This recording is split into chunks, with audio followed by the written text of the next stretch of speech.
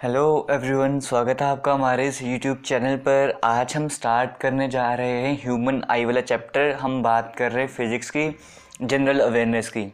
तो हमने कंप्लीट कर लिया था अभी तक जो लाइट वाला चैप्टर है कंप्लीट, उसके क्वेश्चंस भी डिस्कस कर लिए थे। जो ह्यूमन आई वाला चैप्टर है आज हम डिस्कस करेंगे। कल की वीडियो में एक टॉपिक रह जाएगा, वो डिस्कस करेंगे। और कल ही हम ह्यूमन आई पे जो भी क्वेश्चन से आए हैं किसी भी एग्ज़ाम में वो सारे डिस्कस करेंगे, ठीक है। तो आपको आइडिया पता लग जाएगा किस तरह के क्वेश्चन आते हैं। और आज का और कल का दिन आपके लिए बड़ा इंपॉर्टेंट है। इस चैप्टर को लेकर ह्यूमन आई की हम बात कर रहे हैं। तो हम यहाँ पे स्टार्ट करते हैं। सबसे पहले ह्यूमन आई के कंस्ट्रक्शन पार्ट्स वगैरह जो भी हैं वहाँ से स्टार्ट करते हैं। देखो स्क्रीन में आपको सामने इमेज दिख रही है जो मैं बोलता जा रहा हूँ और आपको वहाँ पर फोकस कर रहा है, समझते जाना है। पहले पार्ट्स देखो कौन सा पार्ट कहाँ पर आता है, उसके बाद हम इनकी वर्किंग वगैरह सब समझेंगे। हालांकि ये चीज़ें एग्जाम में आपसे नहीं पूछा जाएगा कि बताओ आइरिस कहाँ पर है, प्यूपिल कहाँ पर है, बट हमें पता होना चाहिए, इसीलिए हम ये सब चीज़ें डिस्कस कर रहे हैं, ठीक है। स्टार्ट करते सबसे पहले आपको देखो, आपको जो आँख दिखती है, आपकी जो आई दिखती है, वो सामने किसी की भी देखोगे तो इस तरह से दिखेगी, इतना हमें पता है, ठीक है। तो आपको सामने सामने क्या दिखेगा, एक आपको पोर्शन दिखेगा आइरिस, जिसे कोई कोई इरिस भी कहता है, आइरिस भी कहता है, कैसे भी प्रोनाउंसिएशन कर लो, IRI ऐसी स्पेलिंग रहेंगे।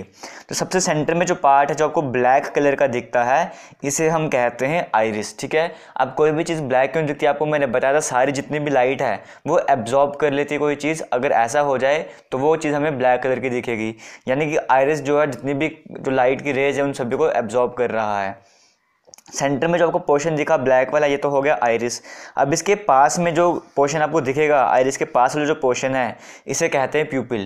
देखो आइरिस की बात करो, प्यूपिल की बात करो, किसी की भी आंख में आपको सामने देख सकते हो, आप आसानी से देख सकते हो क्योंकि सामने आपको दिखता है। आइरिस भी आपको दिख जाएगा, जो ब्लैक वाला पोर्शन सेंटर में दिख रहा है, उसके पास वाला जो पोर्शन आपको दिख रहा है, जो सर्कुलर पोर्शन आपको दिख रहा है, इसे हम कहते हैं प्यूपिल, ठीक है। तो इसके बाहर जो आपको वाइट वाला पोर्शन दिख रहा है सामने स्क्रीन में, इसे कहते हैं स्क्लेरा। तो ये सारी चीज़ें आपको सामने सामने दिखेगी, आप खुद भी देख सकते हो अभी अपने मिरर को यूज़ करके, ये सारे पार्ट्स आपको दिख जाएंगे। अब हम बात करते हैं, अगर मान लो इस आंख को हम पूरी तरह से बाहर निकाल दें, पूरा जो डायमीटर है आपको पता है स्फेरिकल शेप की रहती है हमारी आंख, इसको अगर हम बाहर निकाल दें तब हमें कौन से पार्ट्स दिखेंगे या कौन से पार्ट्स रहते हैं वो समझ लेते हैं। जैसा कि मैंने आपको बताया था कि आइरिस, प्यूपिल, ये सब हो गया, स्कैलरा वगैरह तो वो तो हो गया। अब हमने बात की प्यूपिल के ऊपर की तरफ एक लेयर आपको दिखेगी, उसे हम कहते हैं कॉर्निया। इन सभी का काम हम समझेंगे अभी थोड़ी देर में, पहले पार्ट समझ लो, ठीक है। ऊपर एक मेम्ब्रेन, एक पतली सी मेम्ब्रेन जिसे हम कहते हैं कॉर्निया, आपको स्क्रीन में सामने दिख रही है। अब कॉर्निया के बाद हमने बात की थी, प्यूपिल भी हमने बात कर ली, आइरिस भी बात कर ली। इसके पीछे एक लेंस लगी रहती है, एक लेंस लगी होती है जो होती है कन्वेक्स लेंस। हमारी आंखों में जो लेंस लगी रहती है वो होती है कन्वेक्स लेंस, आप शेप से देख सकते हो। हालांकि लेंस के बारे में हम कल डिटेल में डिस्कस करेंगे, ठीक है। तो यहाँ पर पीछे कन्वेक्स लेंस लगी रहती है। बाकी स्कैलरा आपको बता दिया था। हाँ, लास्ट में आपको रेटिना दिखेगा एक। अब रेटिना क्या है, इसका बड़ा इंपॉर्टेंट रोल है यहाँ पर। सबसे लास्ट में आपको दिख रहा है ये रेटिना है, और साइड में आपको ऑप्टिक नर्व दिख रही है, ठीक है। ये सारे पार्ट्स हो गए। अब एक और स्लाइड की तरफ चलते हैं। यहाँ पर देखो, यहाँ पर आपको क्या दिखेगा, आपको यहाँ पर जो आपके पास प्यूपिल है और जो आपके पास कॉर्निया है, मतलब प्यूपिल और कॉर्निया के बीच में एक लिक्विड भरा हुआ आपको दिख रहा है। इस लिक्विड को हम कहते हैं एक्वस ह्यूमर, ठीक है। आपको सामने स्पेलिंग दिख रहे हैं स्क्रीन में, मुझे लिखने की यहाँ पर ज़रूरत नहीं। यहाँ पे जो कॉर्निया की बात कर रहे थे हम, प्यूपिल की बात कर रहे थे, इसके बीच में आपको एक लिक्विड मिल रहा है जिसे हम कह रहे हैं एक्वस ह्यूमर। और बाद में जो आपके पास लास्ट में मैंने लेंस की बात की थी, कन्वेक्स लेंस जो हमारी आंखों में लगी होती है, लेंस की बात कर रहे थे। लेंस के बीच में और इस रेटिना के बीच में भी एक लिक्विड भरा हुआ है जिसे हम कहते हैं विट्रस ह्यूमर। तो दो तरह के हमारे पास यहाँ पे लिक्विड्स हैं, एक है फ्लूइड कह लो एक्वस ह्यूमर, एक है हमारे पास विट्रस ह्यूमर। और जो आपको लेंस बताया, लेंस के ऊपर की तरफ और नीचे की तरफ आपको आई मसल दिख रहा है, इसे हम सिलेरी मसल्स कहते हैं। ये सारे हो गए पार्ट्स वगैरह। अब हम समझते हैं इनका काम और आगे समझते हैं इंपॉर्टेंट चीज़ें जो भी हैं। देखो सबसे हमने बात की थी पहले कॉर्निया की। देखो जैसे अगर आप सिनेमा हॉल में जाते हो, वहाँ पे प्रोजेक्टर लगा होता है, वहाँ से सारी लाइट की रेज जाके स्क्रीन में चलती है, तो आपको स्क्रीन में एक इमेज दिखती है, मतलब वीडियो देखते हो आप सारा कुछ, है ना। वैसा ही हमारी आंखों का भी फंक्शन है, या आप ऐसा कह लो मोबाइल का कैमरा यूज़ करते हो, कोई भी कैमरा यूज़ करते हो, जैसे वो काम करता है वैसे ही लगभग काम हमारी आंखों का भी है। अब हुआ क्या, आपको कोई भी चीज़ कब दिखेगी, हम पहले भी डिस्कस कर चुके हैं, जब लाइट की रेज उस पर पड़ेंगी और रिफ्लेक्ट होने के बाद आपकी आंखों तक आएगी। अब जो लाइट की रेज आपकी आंखों पर आती हैं वो कॉर्निया से एंटर करती हैं। सबसे पहले क्या होता है, जब आपके पास कॉर्निया आपको दिखाया था मैंने, यहाँ पे मान लो ये कॉर्निया हमारे पास, तो यहाँ से क्या होगा, लाइट की रेज यहाँ से होते हुए एंटर करेंगे तो रिफ्रैक्ट हो जाएंगे, क्योंकि पहले एयर वाले मीडियम से लाइट आ रही थी, अब वो लाइट दूसरे मीडियम में एंटर कर चुकी है, क्योंकि कॉर्निया के बाद हमारे पास लिक्विड भी रहता है, कॉर्निया भी किसी न किसी मटेरियल का बना हुआ है, तो हमारे पास यहाँ पे मीडियम चेंज हो गया है। तो यहाँ पे रिफ्लेक्शन नहीं, यहाँ पर क्या होगा, रिफ्रैक्शन। इस चीज़ को ध्यान रखना। तो पहले क्या होगा, लाइट की जो जितने भी रेज हैं वो सारी किसके थ्रू एंटर करेंगी, कॉर्निया के थ्रू एंटर करेंगी, ठीक है। तो जो मैक्सिमम रिफ्रैक्शन है ना, क्योंकि लाइट रिफ्रैक्ट हो रही है, आगे भी और भी प्रोसेसेस होंगे, लाइट रिफ्रैक्ट होती जाएगी, सबसे ज़्यादा मैक्सिमम जो लाइट रिफ्रैक्ट हो रही है वो इस कॉर्निया में ही होती है। जैसे कॉर्निया में एंटर करेगी लाइट, मैक्सिमम रिफ्रैक्ट होगी, ठीक है। उसके बाद कॉर्निया के बाद क्या हुआ, देखो अब हमने आई बॉल की बात की पूरे हमारे, अगर हम आंख को बाहर निकाल दें स्फेरिकल शेप की देखेगी तो उसका पूरा जो डायमीटर आपको मिलेगा वो 2.3 सेंटीमीटर का मिलेगा, ठीक है। उसके बाद हमने बात की थी आइरिस और प्यूपिल की। प्यूपिल तो सेंटर में आ गया, ब्लैक वाला पोर्शन, उसके बाहर था आइरिस। अब ये जो आइरिस है इस प्यूपिल के साइज को कंट्रोल वगैरह करता है। इस प्यूपिल के साइज को कौन कंट्रोल करता है, ये आइरिस। तो आइरिस क्या करेगा, प्यूपिल को ज़्यादा ओपन कर सकता है या कम भी ओपन कर सकता है, जैसे मर्जी आप कह लो। वो किस पर डिपेंड करता है कि आपको ज़्यादा देखना है, अगर आप ज़्यादा देखोगे तो प्यूपिल ज़्यादा ओपन हो जाएगा, अगर आप कम देखना चाहते हो तो प्यूपिल थोड़ा कम ओपन होगा, मतलब क्लोज हो जाएगा ना। लाइट की रेस उसी अकॉर्डिंग एंटर करेंगी। प्यूपिल ज़्यादा ओपन रहेगा तो लाइट की रेस ज़्यादा एंटर करेंगी, प्यूपिल कम ओपन होगा तो लाइट की रेस कम एंटर करेंगी। वो डिपेंड करता है आप क्या चीज़ देखना चाहते हो, उसके अकॉर्डिंग प्यूपिल जो ओपन ज़्यादा या फिर क्लोज होगा। और कौन कंट्रोल करेगा, उसे आइरिस कंट्रोल करता है। ये क्वेश्चन बनता है एग्जाम में कि प्यूपिल के साइज को कौन कंट्रोल करता है, आइरिस कंट्रोल करता है, ठीक है। तो लाइट की रेस पहले आई हमारे पास कॉर्निया के थ्रू एंटर किया, फिर बाद में बीच में मीडियम भी रहता है जिसे हम एक्वियस ह्यूमर कहते हैं। तो वो एक्वियस ह्यूमर यहाँ पर लिखा हुआ है लास्ट में, इसमें 98% तो सिर्फ वाटर रहता है, बाकी विटामिन वगैरह वो सब रहता है। हम कहते हैं कि आंखों के लिए विटामिन ज़रूरी है, तो इसी की हम बात करते हैं, ठीक है। तो एक्वियस ह्यूमर में 98% वाटर रहता है, बाकी विटामिन वगैरह वो सब चीज़ें रहती हैं। तो लाइट की रेज जो है पहले कॉर्निया से आई, कॉर्निया के बाद इस लिक्विड से गई एक्वियस ह्यूमर से, फिर वो प्यूपिल से होते हुए अंदर की तरफ एंटर करती हैं। अब प्यूपिल और आइरिस के बाद हमने बात की तो पीछे एक लेंस लगी होती है जिससे हम, हमारी आंखों में तो कन्वेक्स लेंस है, बट हाँ है तो लेंस ही है ना वो। तो वो लेंस जो है उसका काम क्या है, अब देखो यहाँ पे लेंस के बाद लाइट जाती है रेटिना पर। जो सबसे लास्ट में रेटिना आपको दिखाया था, यहाँ पर रेटिना, यहाँ पे जितनी भी लाइट की रेज हैं वो सारी आकर तो यहाँ पर पहुँचती हैं। जैसे वो लाइट की रेज यहाँ पर आएंगे तो यहाँ पे एक इमेज बनेगी।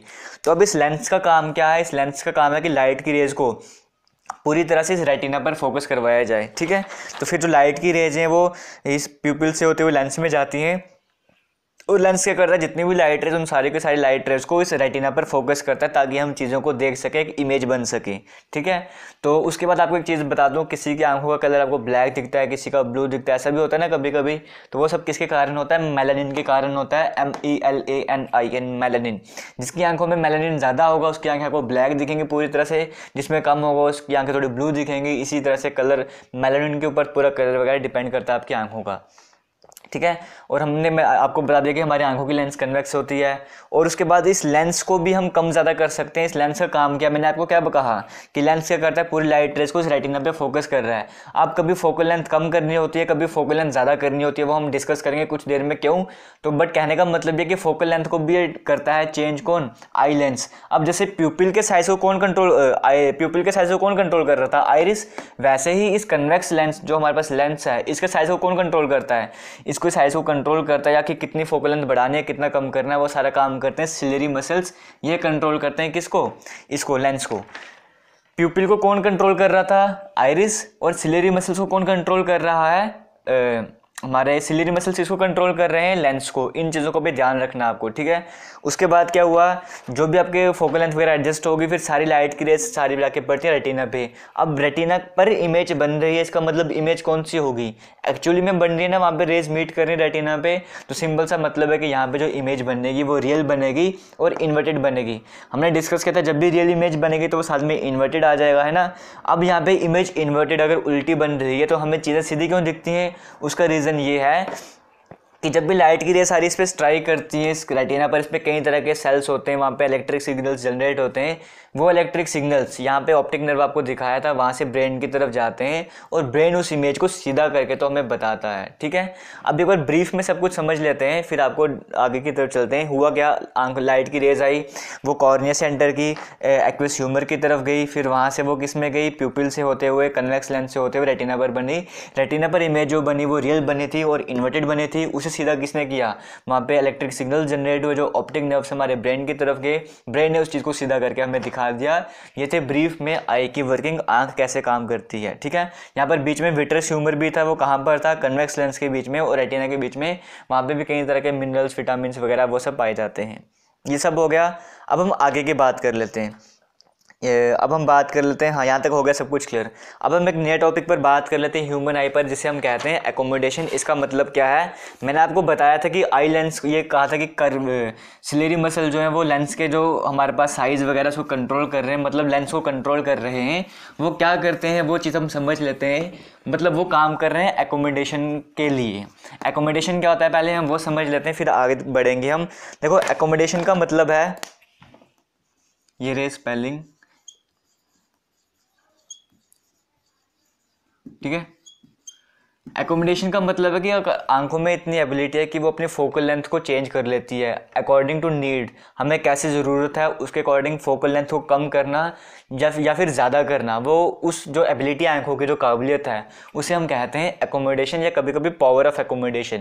ठीक है, आप समझ गए हो कि एकोमोडेशन का मतलब क्या है, कि फोकल लेंथ को एडजस्ट करना, जो हमारी आंखें फोकल लेंथ को एडजस्ट करती हैं उसे कहा जाता है एकोमोडेशन। अब यहाँ पर एक चीज़ का आप ध्यान रखना है, इस चीज़ से आपके बाकी सारी चीज़ें भी क्लियर होंगी और क्वेश्चन भी बनते हैं। देखो हम जब भी मैं मसल्स की बात करूँगा, मैं सिलेरी मसल्स की बात करूँगा जो कि लेंस को क्या कर रहे हैं, कंट्रोल कर रहे हैं। जब हमारे सिलेरी मसल्स रिलैक्स हो जाएंगे, जब ये सिलेरी मसल्स, बस इस पॉइंट को याद रखना, इसके पीछे की एक्सप्लेनेशन करने में थोड़ा टाइम लगेगा तो मैं वो यहाँ डिस्कस नहीं कर रहा, इंपॉर्टेंट भी नहीं है। जब सिलेरी मसल्स रिलैक्स पोजीशन पे होंगे, बिल्कुल रिलैक्स्ड होंगे, तब क्या होगा, सिलेरी मसल्स किसको कंट्रोल कर रहे हैं, ये कंट्रोल कर रहे हैं लेंस को। जब ये रिलैक्स हो जाएंगे तो जो लेंस है वो थिन बन जाएगी, लेंस हमारी थिन हो जाएगी। ठीक है, पतली बन जाएगी, मतलब थिन हो जाएगी। और जब लेंस हमारी थिन हो जाएगी तो उसका मतलब क्या हुआ, फोकल लेंथ बढ़ जाएगी। ये चीज़ जानना, लेंस के थिन होने से क्या होगा, फोकल लेंथ बढ़ जाएगी, फोकल लेंथ जो है वो बढ़ जाएगी। बस इस पॉइंट को याद रखना, जब भी सिलेरी मसल्स रिलैक्स हो जाएंगे, सिलेरी मसल्स के रिलैक्स होने से हमारी लेंस जो है वो थिन बन जाएगी, और जब लेंस थिन बनेगी तब फोकल लेंथ बढ़ जाएगी। और फोकल लेंथ अगर बढ़ जाए तो पावर कम हो जाती है, क्योंकि फोकल लेंथ और पावर में इन्वर्स वाला रिलेशनशिप होता है। तो यहाँ पे पावर जो है आंखों की, मतलब पावर जो है वो कम हो जाएगी। बस इस चीज़ को ध्यान रखना, आपने सिलेरी मसल्स रिलैक्स हुए तो इसका मतलब लेंस थिन बन जाएगी और फोकल लेंथ बढ़ जाएगी। फोकल लेंथ बढ़ने का मतलब है कि आप दूर की चीज़ों को देख सकते हो, यानी कि जब भी आपको दूर की किसी चीज़ को देखना है, दूर की कोई चीज़ आप देखना चाहते हो, तो आपके सिलेरी मसल्स जो है वो रिलैक्स पोजीशन पे आ जाएंगे, जिसके कारण आपकी लेंस जो है थिन हो जाएगी और फोकल लेंथ बढ़ जाएगा। आप दूर की चीज़ों को देख सकते हो। और दूर की चीज़ों को अगर आप देखना चाहते हो तो मैक्सिमम आप कितने दूर तक देख सकते हो, आप इन्फिनिटी तक देख सकते हो। अगर आपकी आंखें बिल्कुल ठीक हैं, किसी तरह की प्रॉब्लम नहीं, जो मैक्सिमम डिस्टेंस है वो इन्फिनिटी है, मतलब इन्फिनिटी दूर तक की चीज़ों को आप आसानी से देख सकते हो। ठीक है, अब हम आगे बात कर लेते हैं यहाँ पे एक और चीज़। हाँ, इसके अपोजिट केस, अगर हमारे सिलेरी मसल्स रिलैक्स है तो ये पोजीशन हुआ, अगर हमारे सिलेरी मसल्स कॉन्ट्रैक्ट हो जाएंगे तब क्या होगा, तब हमारी लेंस जो है वो थिक बन जाएगी, और लेंस थिक होगा तो फोकल लेंथ जो है वो कम हो जाएगी, पावर बढ़ जाएगी। ये केस किसी लिए, मतलब अगर हम पास की किसी चीज़ को देखना चाहते हैं तो हम क्या चाहेंगे कि हमारी फोकल लेंथ कम हो जाए। तो जब भी हमें किसी पास की चीज़ को देखना होगा, हमारे सिलेरी मसल्स कॉन्ट्रैक्ट हो जाएंगे, जिसके कारण लेंस जो है, जो हमने बात की थी हमारी लेंस बनती है, वो लेंस जो है वो थिक हो जाएगी। थिक होने के कारण फोकल लेंथ कम, पावर बढ़ जाएगी, हम आसपास की चीज़ों को आसानी से देख सकते हैं। दो केसेस हो गए। एक केस कौन सा हुआ, जब हमें दूर की चीज़ों को देखना है तब क्या होगा। दूसरा केस, जब हमें पास की चीज़ों को देखना है तब क्या होगा। और इस प्रॉपर्टी को कहा जाता है एकोमोडेशन। इस पर ज़्यादा क्वेश्चंस नहीं आएंगे, बट इस पर क्वेश्चंस बनेंगे।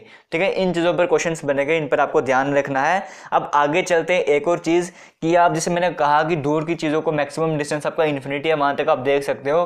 जैसे आप आसमान को देख लेते हो, तारों को देख सकते हो, वो इन्फिनिटी डिस्टेंस पर है तब भी आप उनको देख पाते हो, है ना। तो इन्फिनिटी तक आप आसानी से देख सकते हो। अब पास का डिस्टेंस भी एक यहाँ पे टर्म आती है, least distance of distinct vision, ऐसे ही होता नाम, शायद चेक कर लूँ मैं। हाँ, लीस्ट डिस्टेंस ऑफ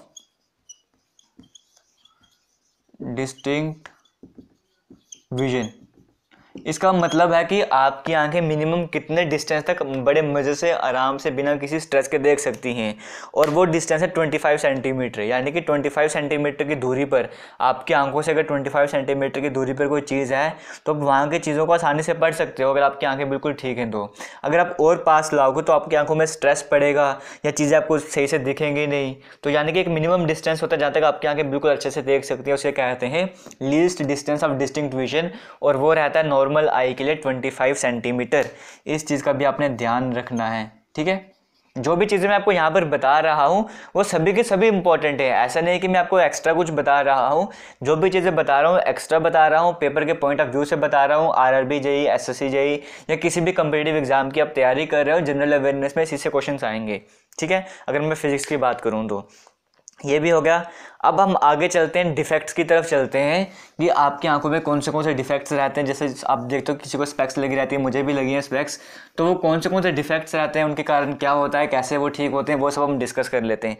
सबसे पहले हम यहाँ पर बात कर लेते हैं मायोपिया की, ठीक है। देखो सबसे पहले हमारे पास हम डिफेक्ट्स पढ़ रहे हैं, सबसे पहले हम बात करेंगे मायोपिया की।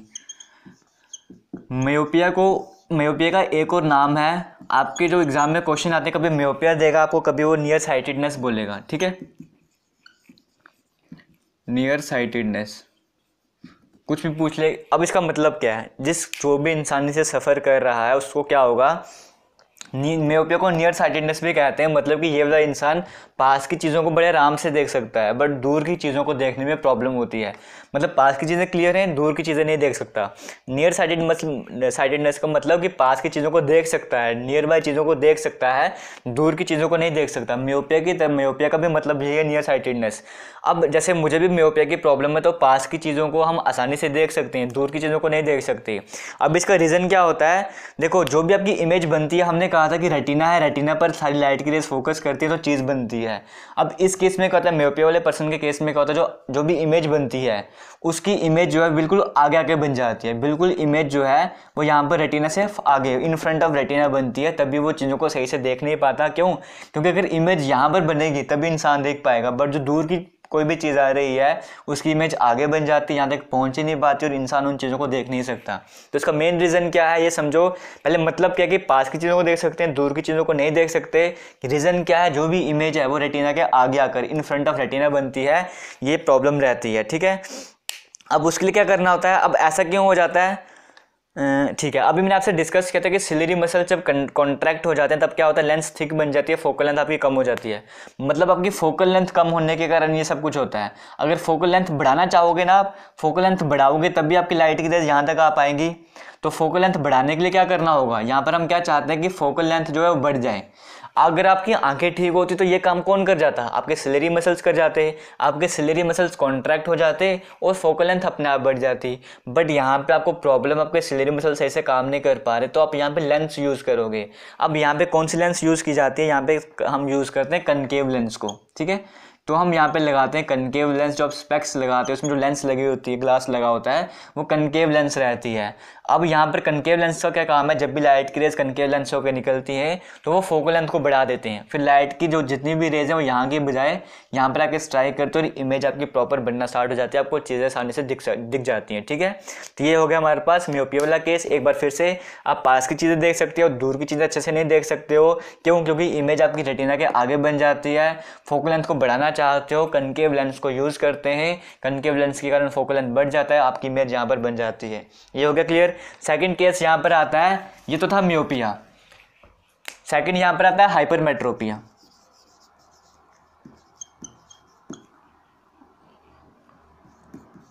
हाइपरमेट्रोपिया, ठीक है, HYPER, हाइपर METROPIA, हाइपरमेट्रोपिया। अब यहाँ पर क्या होता है, जैसे हमने यहाँ पे नियर साइटेडनेस कहा, उसे हम लॉन्ग साइटेडनेस भी कहते हैं और उसे हम फार साइटेडनेस भी कहते हैं, ठीक है।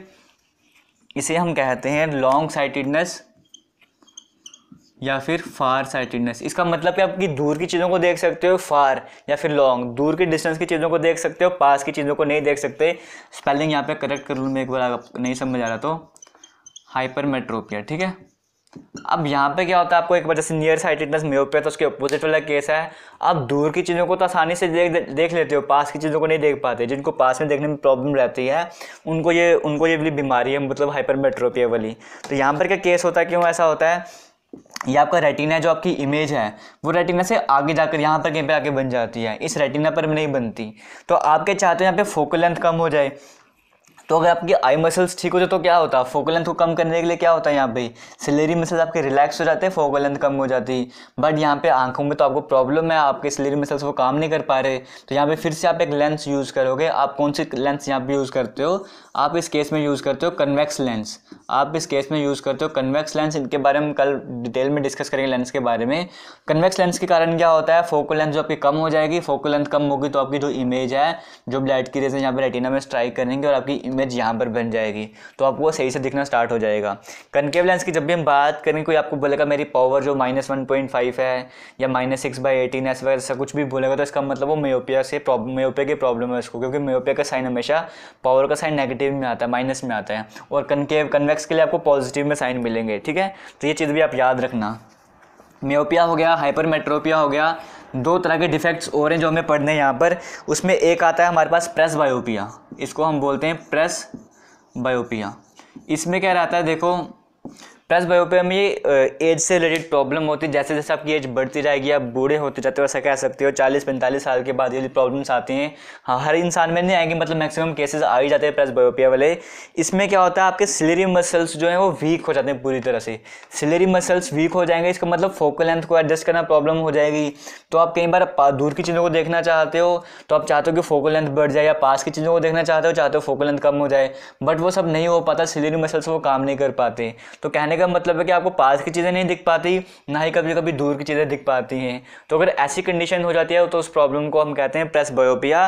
और इसको कैसे ठीक किया जाता है, या तो इसको बाईफोकल लेंसेज यूज़ किया जाता है। बाईफोकल लेंसेज यूज़ करते हैं, आपने नाम सुना होगा बाईफोकल लेंसेज, मतलब दोनों तरह की लेंसेज लगती है, कनकेव लेंस भी लगती है, कन्वेक्स लेंस। दोनों लेंसेज एक ही, आप जो ग्लास पहनते हो एक साइड में कनकेव कन्वेक्स, दूसरे साइड में भी कनकेव कन्वेक्स लेंस लगती है, दोनों लेंस लगती है। तो हम कहते हैं बाईफोकल लेंसेज, उससे इस प्रॉब्लम को ठीक किया जाता है। या फिर प्रोग्रेसिव लेंसेज भी यहाँ पे यूज़ की जाती हैं। तो ये था प्रेस बायोपिया को लेकर एज से रिलेटेड प्रॉब्लम है ये वाली, इसके बारे में भी आपको पता होना चाहिए। लास्ट हम यहाँ पे बात कर लेते हैं एस्टिग्मेटिज्म की। जैसे आप देखते हो कभी कभी कोई आप किसी को आपने देखा होगा कि उसको प्रॉब्लम नहीं है किसी तरह की, मतलब उसको दिखता सब कुछ है, बट हेडेक वगैरह होता है, थोड़ा सिर दर्द वगैरह, स्ट्रेन वगैरह रहता है। तो वो भी कई बार आपने देखा होगा स्पेक्स वगैरह पहनते हैं, तो उनको जो प्रॉब्लम होती है उसे हम कहते हैं एस्टिग्मेटिज्म। अब ये क्या होता है, देखो आपकी जो आंखें हैं वो पूरी तरह से लाइट जो है, मतलब रेटिना में बननी चाहिए, बट पूरी तरह से लाइट फोकस नहीं हो पाती। कई तरह के फोकस पॉइंट बन जाते हैं, लाइट यहाँ पर भी फोकस हो रही है, यहाँ पर भी फोकस हो रही है, यहाँ पर भी फोकस हो रही है, तो मतलब एक से ज़्यादा आपके फोकस पॉइंट बन जाते हैं। तो उसके कारण क्या होता है, आपको इमेज जो है वो ब्लड दिखना स्टार्ट हो जाती है, इमेज आपको प्रॉपर नहीं दिखती, ब्लड तरह की इमेजेस दिखती है, थोड़ी धुंधली धुंधली इमेजेस दिखती हैं। तो उसके कारण क्या होता है, आपको हेडेक वगैरह स्टार्ट हो जाता है, सिर दर्द होना स्टार्ट हो जाएगा। तो उसी प्रॉब्लम को कहा जाता है एस्टिग्मेटिज्म। इसके लिए तो अब वैसे लोग सर्जरी भी करवाते हैं, बट ये कॉन्टैक्ट लेंसेज वगैरह इससे भी ठीक हो जाता है। तो ये थी कुछ डिफेक्ट्स आई के। तो बाकी हमने कल की वीडियो में क्या करेंगे, जो हमारे पास लेंसेज की मैंने बात की, कन्वेक्स लेंसेज, इनके बारे में डिटेल में स्टडी करेंगे, और जो भी इंपॉर्टेंट क्वेश्चंस यहाँ पे बनते हैं वो डिस्कस करेंगे। ठीक है, आज की वीडियो में किसी तरह का डाउट है तो आप कमेंट करके पूछ सकते हो। आज के लिए इतना ही, थैंक यू।